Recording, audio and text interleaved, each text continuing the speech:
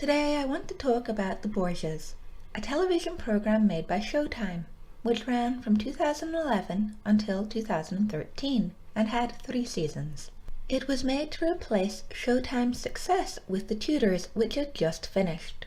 It is almost a carbon copy of The Tudors, with all the sex and violence amped up to 11.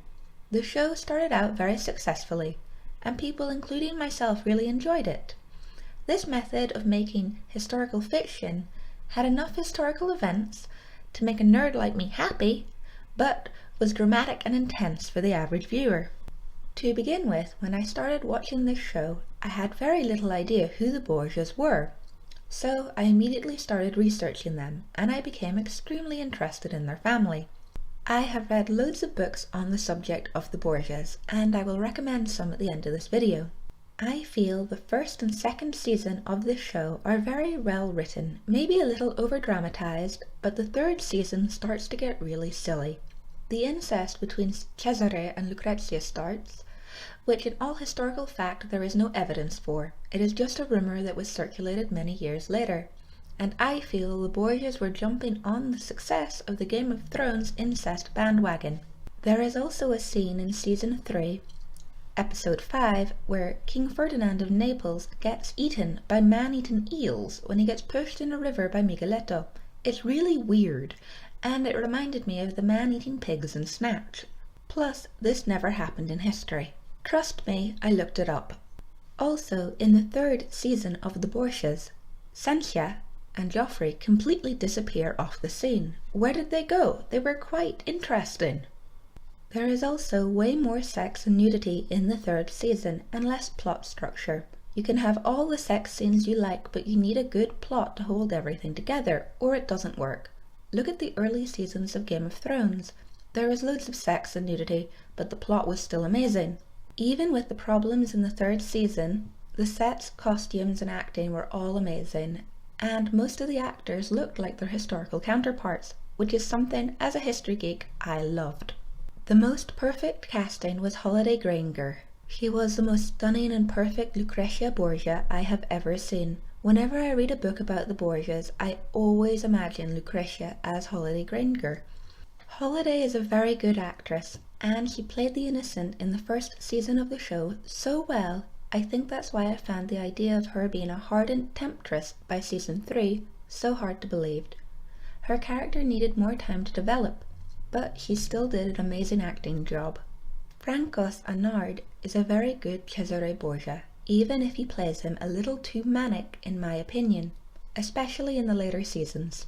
I think the real Cesare Borgia was more calculating and less emotion-driven than his show counterpart. Even so, it makes for very good watching. The bit in season 2, episode 9, where Cesare kills Juan and says, "Only God forgives. We are Borgias, we never forgive," and then throws him off a bridge, is way too dramatic, but brilliant, gripping television. There is one small point about Cesare Borgia in this show that is a pet peeve of mine, however, as a history nerd. In the existing portraits of Cesare Borgia, he has straight hair, and Showtime gave him curly hair. I know it's a tiny point, but it bugs me a lot. Francois is still a very good actor, and I think the general public prefer a slightly manic Cesare Borgia to the dark, scheming, brooding one of real history. Rodrigo Borgia, also known as Pope Alexander VI, is played by the critically acclaimed Jeremy Irons, and apart from not being fat, they could not have picked a better actor. He is outstanding in every scene, capturing Rodrigo's love of family, his religious piety, his need to be loved, and his overweening ambition that outweighed everything else. Juan Borgia is played by one of my favourite actors of all time, David Oakes, who is just so good at playing a villain. He gets typecast quite a bit in historical dramas to play the bad guy. The writing of Juan Borgia in this series, though, is way over the top. They make him out to be cartoonishly evil, which actually takes away from the plot. He is still a superb actor, however, and some of his acting outweighs the bad writing. The rest of the cast is made up of other good actors. Sean Harris plays Cesare's pet assassin Migueletto, and does so very well, maintaining an air of heartless indifference to anything but his master. I know the show tried to give this character depth by giving him a backstory of having killed his father and making him gay, but I feel both plots fell a little flat because they were mentioned briefly and never brought up again. Do a plot right or don't do it at all. There is nothing worse than a TV plot that goes nowhere. The Pope's love interests are also represented.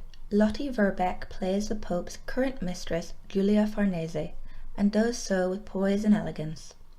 I feel like Lottie has the right colouring and bone structure to pull off this famous nymph-like beauty, but she seems to disappear in the 3rd season, which is a pity because I really liked her. Joanne Whaley, who is also a well-known respected actress, plays Venosa Cataneas, the Pope's old mistress and mother of his children. This is a largely fictionalized role, as very little is known about Venosa in real life. She certainly never attended the papal court, and her affair with Rodrigo ended long before he became pope. She does a good job, however, despite the historical inaccuracies. The main female antagonist in this role, Caterina Sforza, is played by Gina McKee, and she does so with ease, being sexy, warmongering and ruthless all at once. The scenes where she is under siege in her castle are some of my favourite in the entire show.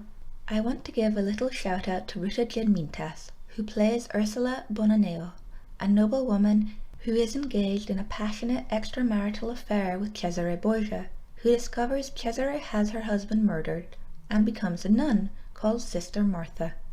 This is a very small role, but I enjoy it because Ruta also played Bessie Blunt in The Tudors, and I enjoyed the parallel roles.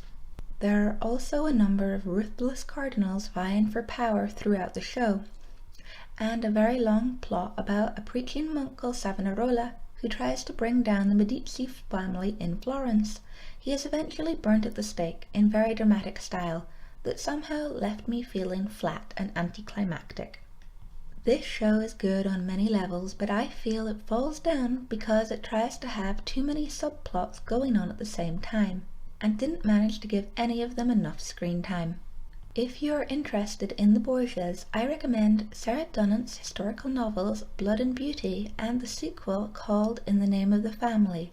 Both are serious historical novels, but if you want to read something gory and fun about the Borgias, I recommend The Borgia Bride by Gina Kaloligris, which is not historically accurate but very fun reading.